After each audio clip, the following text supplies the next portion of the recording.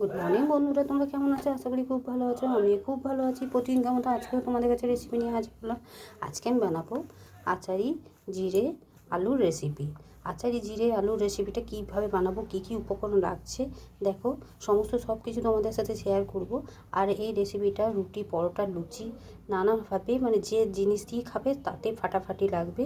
চলো বন্ধুরা, বেশি কথা না বলে কীভাবে বানাতে হবে, কী কী উপকরণ লাগছে সমস্ত সব কিছু তোমাদের সাথে শেয়ার করে দেবো।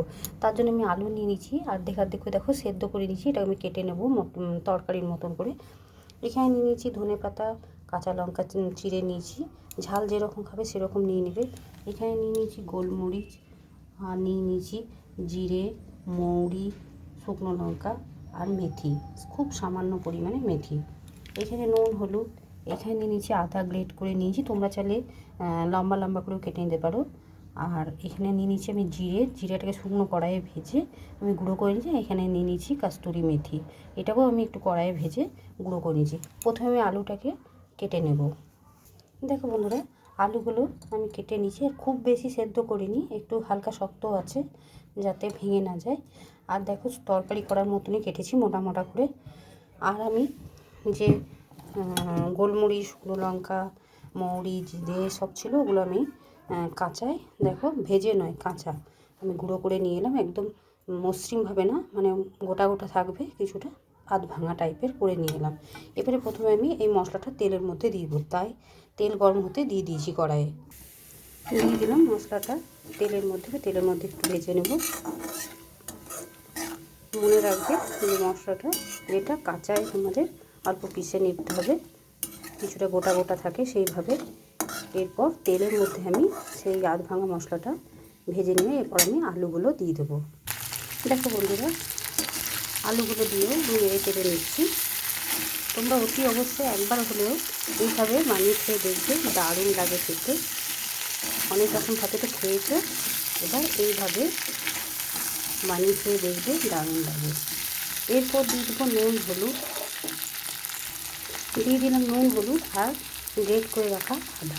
তোমরা চাইলে আদাটাকে ঝিরি করে লম্বা লম্বা করে কেটে দিতে পারো, আমি গ্রেট করে দিয়ে দিলাম।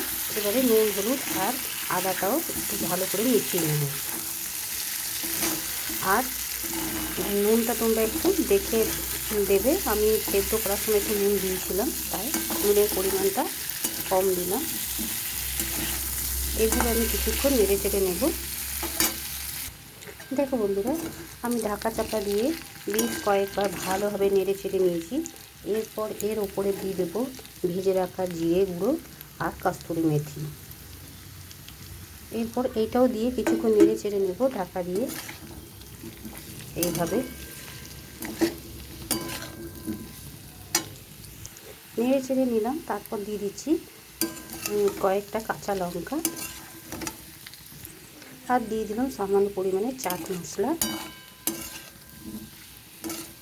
মশলা দিয়ে দিলাম সামান্য। চাট মশলাটা দেওয়াতে একটু টেস্টটা হবে, মানে সব রকমই ফ্লেভার পাবে। এর উপরে দিয়ে দেবো ধনে পাতা। এরপর আমি ধনে পাতাটাকে একটু নেড়ে চেড়ে নেব, দিয়ে আমি গ্যাসটাকে অফ করে অন্য জায়গায় ঢেলে নেব। আর তোমরা অতি অবশ্যই একবার হলেও বাড়িতে এইভাবে বানিয়ে খেয়ে দেখবে, দারুণ লাগে। আর দেখো সব আলু সুসেদ্ধ হয়ে গেছে। দেখো বন্ধুরা, আচারি জিরে আলুর রেসিপিটা আমার তৈরি হয়ে গেছে। তোমাদের কেমন লাগলো অতি অবশ্যই কমেন্ট করে জানাবে, আর একবার হলেও বাড়িতে বানিয়ে খেয়ে দেখবে। ভালো লাগলে লাইক, শেয়ার এবং চ্যানেলটিকে সাবস্ক্রাইব করে দেবে, আর সবার সাথে শেয়ার করে দেবে।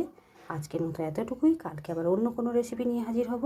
সুস্থ থেকো, ভালো থেকো, তোমরা আমার বন্ধু হয়ে পাশে থেকো।